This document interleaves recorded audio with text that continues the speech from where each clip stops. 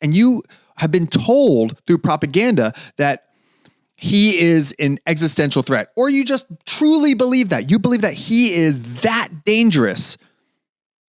Wouldn't you have like an obligation to fudge the numbers a little bit? Look, I mean, if you're going back to 1930s Germany and you were counting ballots and a bunch of ballots came in for Adolf Hitler and you were in a time machine, wouldn't you throw out some of those ballots? Like I would. Hello and welcome to the next episode of Cylinder Radio. I'm your host, Will Roosh, educator in Los Angeles. And on my last episode, I talked about the 2024 election and why I decided to vote the way that I did. And I realized that I didn't talk about everything that I wanted to cover. So I just wanted to jump on one more time and address a couple of other points that led to my thinking. You know, viewpoint diversity and critical thinking is kind of the name of the game. That's like my shtick. So my decision to vote for Donald Trump was something that I wrestled with for a long, long time. You know, I didn't like arrive there. I didn't want to become a Trump supporter and then, you know, just like found a way to legitimize it at all. But there were just a bunch of things I was paying attention to. I wanted to talk about a few of them here. You know, the fact that there were 2 assassination attempts against Donald Trump is a big deal. The fact that he was shot it's a big deal. And the fact that we're not talking about that anymore. You know, there's only been a few, examples of that throughout history, and that just kind of got glazed over. The Twitter files and what Mark Zuckerberg said about the national government putting pressure on him to silence certain stories. That's a big deal. I mean, that's a loophole because the way the Constitution is structured is up against government censorship. So the government can't censor you, but what the government can do is put pressure on the private companies that hold the channels for communication and information and put pressure on them to silence certain things. And that was revealed. I mean, it was revealed through WikiLeaks. Excuse me. It was revealed through the Twitter files. I mean, the stuff about, COVID being censored, the stuff about the Hunter Biden laptop being censored, like that's a really, really big deal. And the lack of people who are against Trump to recognize, these 2 things as a big deal, I think speaks volumes. I think it's just a way to, well, that's going to make Trump look good or bring some, empathy and sympathy his way, or it reveals like the dangers in having this weird conglomerate of big tech and media companies and the Democratic Party kind of all working together. Now, look, I mean, Fox News does the same thing, but the Fox News is like one channel on cable news where all the others are kind of in one vein. I think that, CNN might, occasionally do something that's anti-Kamala Harris, but for the most part, we kind of know where they stand. Les Moonves, worked for, I believe, CBS News, said Trump is bad for America, but good for CBS. Ratings went down when Trump is out of office. So there is an incentive to talk about things that are Donald Trump. But these issues, it's almost like they'll push false information, or they'll push just like easy to digest things and not the more complicated stuff, not the stuff that makes him look good. It's just the stuff that makes him look bad because, Howard Stern, when he was rising up, more people listened longer and more people listened to him because they hated him. Floyd Mayweather, the boxer, when he became, instead of Pretty Boy Floyd, he became Money Mayweather, and he would like ridicule his opponents and things like that. People tuned in to watch him get knocked out. I think there's a lot of the stuff like that that's happening with Trump. But another thing I just wanted to address is the issue of a rigged election. I have a lot of concerns about if Donald Trump loses, that the people who voted for him and the people that follow him, not saying myself, but potentially myself too, would say that there is some shenanigans about. I was talking to someone recently who's, very informed on politics, and he was like, there's no evidence to show that there were any shenanigans at all. Well, how do you know that that's true? There was a documentary that came out in 2006, and I'll link it in the description because I think it's free on YouTube right now. It's an HBO documentary called Hacking Democracy, and it's really about how these voting machines make mistakes. And it's startling. And it was made in 2006. And it talked a lot about the 2000 election, which a lot of people say like screwed over the Democrats. So if it's screwing over the Democrats, then we can talk about how the election could be rigged. Hillary Clinton, for years and years and years said that, he's an illegitimate president. A lot of people would say #not my president, the same way that Trump supporters would say like Biden's an illegitimate president. There's a lot of hypocrisy going on here.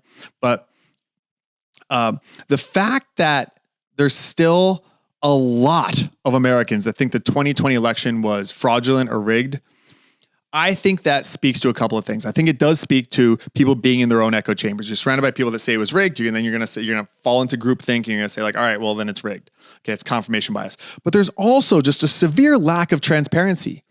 I mean, explain it to me like I'm 12 years old, why this stuff that appears to be evidence for some sort of like, again, like shenanigans, like some sort of corruption going on and fraud going on in this election. Why is that not real? I listened to a long Alex Jones podcast a couple of years ago, and some of my colleagues were like, I can't believe you're listening to Alex Jones. That's terrible. Don't bring that stuff into the classroom. And I'm like, if you don't like Alex Jones, then what you do is you make an assignment for your students that is, here are the things that Alex Jones is claiming. Go try and prove it right, and then try and prove it wrong. Like, go down a discovery journey instead of just blindly dismissing him. I don't think that's the approach. And that's what always is done in schools. But I think the approach is actually like, explain it to me like I'm dumb. I've had conversations with Eric Weinstein, who's like one of the smartest people on the planet. And he always said he has learning differences, learning disabilities, quote unquote. And his famous line, because his kids do as well, they're neurodivergent. And he said, the family motto is, you can take my learning disabilities when you pry them from my cold, dead hands. And one of the things I told him is like, for me, that like ace that I have as an educator is the fact that I don't think I have all the answers, that I don't think I'm that smart. So that just opens me up to be more curious. So yeah, I'm an idiot. Explain it to me like I'm an idiot then. And because it's not being explained to me that way, I still have a lot of questions. Like the courts dismissed all of the claims, and these are like Republican courts as well. But is it that they're dismissing the claims because there isn't sufficient evidence, or is it because there's loopholes, like I explained with media? Is the fraud that's involved in the 2020 election merely that there were a lot of anti-Trump stories that were silenced? I'm sorry, anti-Trump stories that were promoted. So bad things about Trump. Some of them not even true. I mean, if you hear for years about how Trump colluded with Russia, for years, the Mueller investigation and everything, how Trump colluded with Russia to rig the election in 2016, and that turned out to be, as Trump would say, a nothing burger.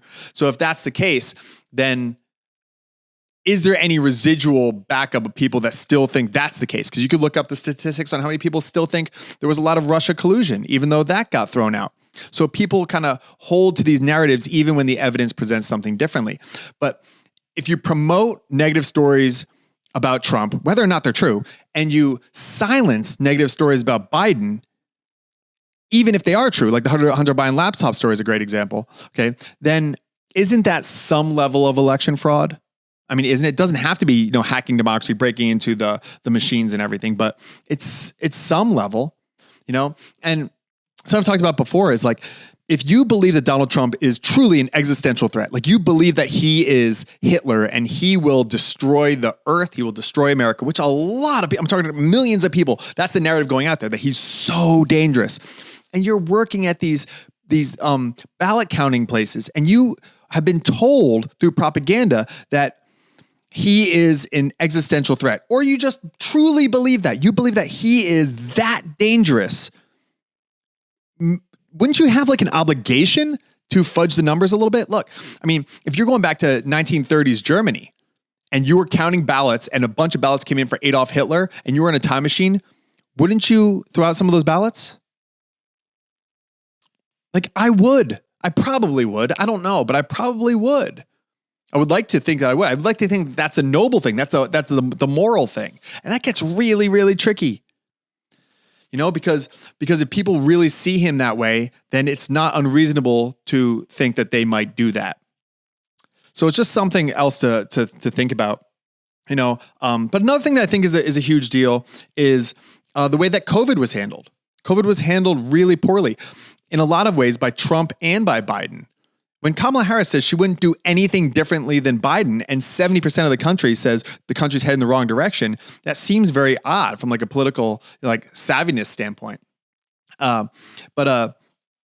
But Trump admitted on the Joe Rogan podcast that he went in and he didn't know anything about politics. He's a real outsider. So when he, ran on this claim of like draining the swamp and term limits and all that stuff, he abandoned all that because he said he went in and he just kind of didn't know where he was doing. It's not the same as business, as real estate. So he brought in a bunch of people who did know what they were doing, which is essentially the swamp. So he got through that and he brought in a bunch of people from the swamp, quote unquote, and they advised him, towards doing things. That's who he is blaming on a lot of the things that he did, whether it's raising the national debt. It could be, the way that COVID was handled. He was like, well, I guess Fauci's the guy, so I'm gonna go with Fauci, whatever it might be. Now, is this just Trump skirting responsibility?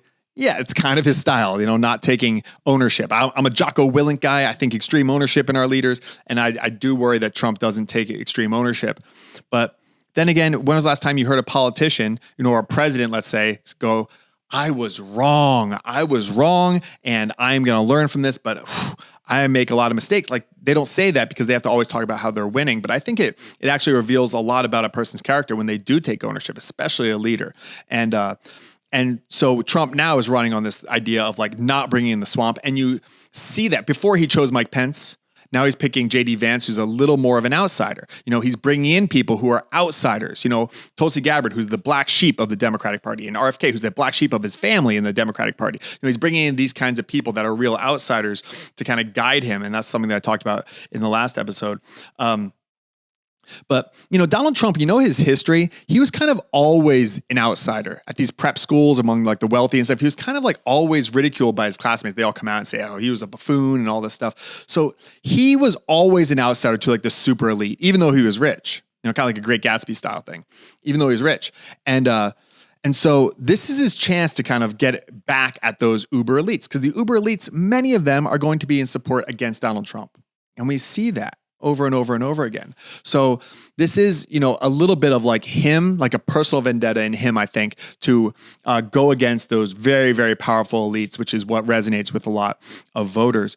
One of the things that I also am hopeful for with Donald Trump is that he will reveal stuff. So he'll reveal stuff like the Jeffrey Epstein list. Now, Jeffrey Epstein tapes were recently really released with Michael Wolff, I think was his name. And in that, Jeffrey Epstein said he and Trump were like best friends for 10 years. So he might not. But there's enough people that he's surrounding himself by that are publicly dedicated to transparency. And I think transparency is one of the most important things to a democracy. Let us know what's happening so we can make up our mind properly. And Tulsi Gabbard's, obviously someone about transparency. Elon Musk, as kind of wild as he is, he paid $44 billion for free speech, and the importance of letting people know what's happening. And I do hope that if Donald Trump's claiming this, he said he's going to release the JFK files and the Martin Luther King files. And I hope that the people that are being won over by him saying stuff like that, which, that's partially, I'm in that camp, will hold him to account for that. And he's doing this podcast tour of all these big podcasters and people with really big voices that if he doesn't, they can call him out. That's cool. It's almost like a Yelp review. And I think that that's really positive. But bringing more transparency and free speech to the people is necessary. And I do think, as much as he might not, I do think that there's more transparency for Donald Trump than there is for Kamala Harris. I think the fact that Kamala Harris refused to do Joe Rogan's podcast was a mistake. She said, you have to come to me and it's only 1 hour and I have my handlers there and stuff like that. And Joe's like, no, I just want to sit across the table from you and get to know you as a person. But she did Saturday Night Live and she did a lot of these puff pieces, but not like the hard, actual questions. So I think that just like, I don't know who Kamala Harris is as a person. I don't like who Donald Trump is as a person, but at least I kind of get him. I understand who he is more. Where Kamala Harris is more of like a politician. It's really hard to tell who she is. So another benefit I think of Donald Trump is his